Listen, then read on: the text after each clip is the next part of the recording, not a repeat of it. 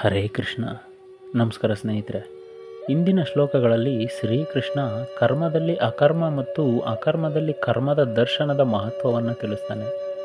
ಬುದ್ಧಿವಂತನಾದವನು ಹೇಗೆ ಕರ್ಮದ ನಿಜವಾದ ಅನುಸಂಧಾನದಿಂದ ಪೂರ್ಣ ಫಲವನ್ನು ಪಡಿತಾನೆ ಅನ್ನೋದನ್ನು ಹೇಳಿದ್ದ. ಅದನ್ನು ಇನ್ನೂ ಬಿಡಿಸಿ ವಿಸ್ತಾರವಾಗಿ ಮುಂದೆ ಶ್ರೀಕೃಷ್ಣ ಹೇಳ್ತಾನೆ.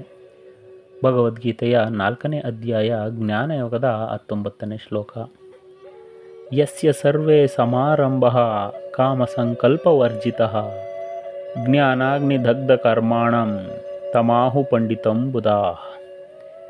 ಈ ಶ್ಲೋಕದ ಅರ್ಥ, ಯಾರ ಸಂಪೂರ್ಣ ಶಾಸ್ತ್ರಸಮ್ಮತವಾದ ಕರ್ಮಗಳು ಕಾಮನೆ ಮತ್ತು ಸಂಕಲ್ಪವಿಲ್ಲದೆ ಇರುತ್ತವೆಯೋ ಹಾಗೂ ಯಾರ ಸಮಸ್ತ ಕರ್ಮಗಳು ಜ್ಞಾನರೂಪಿ ಅಗ್ನಿಯ ಮೂಲಕ ಭಸ್ಮವಾಗಿ ಹೋಗುವವೋ ಆ ಮಹಾಪುರುಷನನ್ನು ಜ್ಞಾನಿ ಜನರು ಸಹ ಪಂಡಿತನೆಂದು ಕರೀತಾರೆ ಅಂತಲೇ ಶ್ರೀಕೃಷ್ಣ. ಈ ಶ್ಲೋಕದ ಭಾವಾರ್ಥ, ನಮ್ಮ ಜೀವನದ ಕರ್ಮದಲ್ಲಿ ತೊಡಗುವಿಕೆಯ ಹಿಂದೆ ಒಂದು ಕಾಮನೆ ಮತ್ತು ಸಂಕಲ್ಪ ಇರುತ್ತೆ. ಹಾಗಾದರೆ ಕಾಮನೆ ಮತ್ತು ಸಂಕಲ್ಪ ಅಂದ್ರೇನು? ಕಾಮನೆ ಅಂದರೆ ನಾನು ಸುಖ ಪಡಬೇಕು, ನನ್ನ ಮನೆ ಮಂದಿ ಸುಖವಾಗಿಡಬೇಕು ಎನ್ನುವ ಕಾಮನೆ. ಇದಕ್ಕಾಗಿ ಇನ್ನಾವುದೋ ವಿಧಾನವನ್ನು ಅನುಸರಿಸ್ತೀವಿ. ಇದು ಪ್ರತಿಯೊಂದು ಕ್ರಿಯೆಯ ಹಿಂದೆ ಮನುಷ್ಯನನ್ನು ಕಾಡುವ ಸಮಸ್ಯೆ. ತನ್ನ ಬಯಕೆಯ ಈಡೇರಿಕೆಗಾಗಿ ನಮ್ಮನ್ನು ನಾವು ತೊಡಗಿಸಿಕೊಳ್ತೇವೆ.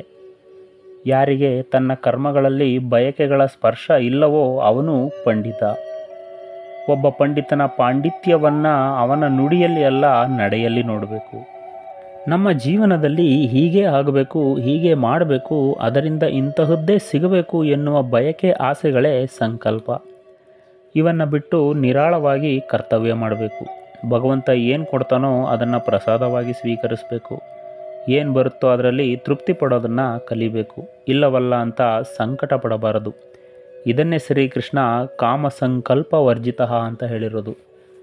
ಅಂದರೆ ಏನು ಬೇಡ ಅಂತ ಬಯಸೋದಲ್ಲ, ಇಂಥದ್ದೇ ಬೇಕು ಅಂತ ಬಯಸದೇ ಇರೋದೇ ಕಾಮ ಸಂಕಲ್ಪ ವರ್ಜಿತ. ಏನು ಬರುತ್ತೋ ಬರಲಿ, ನೀನು ಪ್ರಯತ್ನಶೀಲನಾಗಬೇಕು. ಬಂದದ್ದರಲ್ಲಿ ಸಂತೋಷದಿಂದ ಬದುಕಬೇಕು. ಇಂತಹ ಅರಿವಿನಿಂದ ಮಾಡಿದ ಕರ್ಮ ಸ್ವಚ್ಛವಾಗಿರುತ್ತೆ. ಇದು ಕರ್ಮದ ಕೊಳೆ ಅರಿವಿನ ಬೆಂಕಿಯಿಂದ ಸ್ವಚ್ಛವಾಗಬೇಕು. ಇಂತಹ ನಡೆಯುಳ್ಳವನು ಪಂಡಿತನಾಗ್ತಾನೆ. ಇಂಥವರನ್ನು ಜ್ಞಾನಿಗಳೆಂದು ಗುರುತಿಸಲಾಗಿದೆ.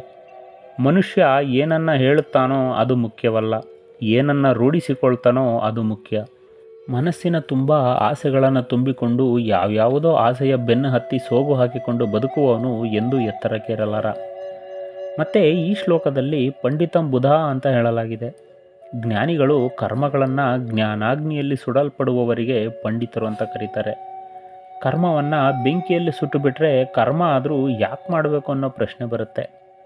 ಹೇಗೆ ಅಂದರೆ, ಜ್ಞಾನರೂಪಿ ಎಂಬ ಅಗ್ನಿಯ ಮೂಲಕ ಸಮಸ್ತ ಕರ್ಮಗಳಲ್ಲಿ ಫಲವನ್ನುಂಟು ಮಾಡುವ ಶಕ್ತಿ ಏನಿದೆ ಅದನ್ನು ಸರ್ವತಾ ನಾಶವಾಗಿ ಹೋಗುವುದೇ ಆ ಕರ್ಮಗಳು ಜ್ಞಾನರೂಪಿ ಅಗ್ನಿಯಿಂದ ಭಸ್ಮವಾಗುತ್ತೆ ಅಂತಲೇ ಶ್ರೀಕೃಷ್ಣ. ಹಾಗಾದರೆ ಪಂಡಿತ ಅಂದರೆ ಯಾರು? ಒಂದು ಅರ್ಥದಲ್ಲಿ ಪಂಡಿತ ಅಂದರೆ ತಿಳಿದವನು, ಜ್ಞಾನಿ ಅಂತ ಹೇಳ್ಬೋದು. ಆದರೆ ಶ್ರೀಕೃಷ್ಣ ಇಲ್ಲಿ ಕೊಡುವ ಅರ್ಥವೇ ಬೇರೆ ರೀತಿಯಾಗಿದೆ. ಯಾರ ಜೀವನದಲ್ಲಿ ಶಾಸ್ತ್ರ ಸಾರವೇ ಉಸಿರಾಗಿದೆಯೋ ಅವನೇ ಪಂಡಿತ. ಅವನು ಏನನ್ನು ಹೇಳೋದಕ್ಕೆ ಹೋಗೋದಿಲ್ಲ, ತೋರ್ಪಡಿಕೆ ಅವನಲ್ಲಿರೋದಿಲ್ಲ. ಅವನ ಕರ್ಮಗಳೆಲ್ಲ ಆಸೆ ಮತ್ತು ಅಹಂಕಾರದಿಂದ ಪಾರಾಗಿರ್ತಾನೆ. ಯಾವ ಕರ್ಮವನ್ನು ಮಾಡಿದರೂ ಅದರಿಂದ ಬರುವ ಫಲಗಳಿಗೆ ಅವನು ಆಸಕ್ತನಾಗಿರೋದಿಲ್ಲ.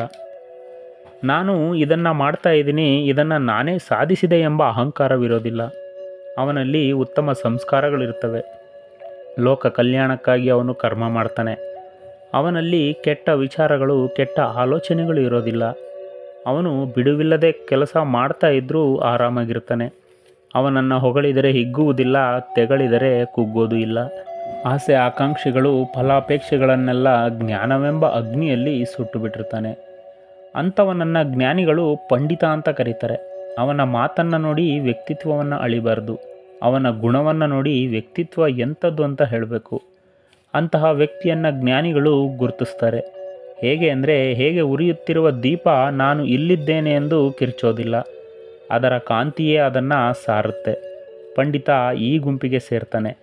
ಅಂದರೆ ಇಲ್ಲಿ ಶ್ರೀಕೃಷ್ಣ ಪಂಡಿತನಾದವನು ಹೇಗಿರಬೇಕು ಅಂತ ಹೇಳ್ತಾನೆ. ಇದು ಈ ಶ್ಲೋಕದ ಭಾವಾರ್ಥ. ನಮಸ್ಕಾರ. ಶ್ರೀಕೃಷ್ಣ ಅರ್ಪಣಮಸ್ತು.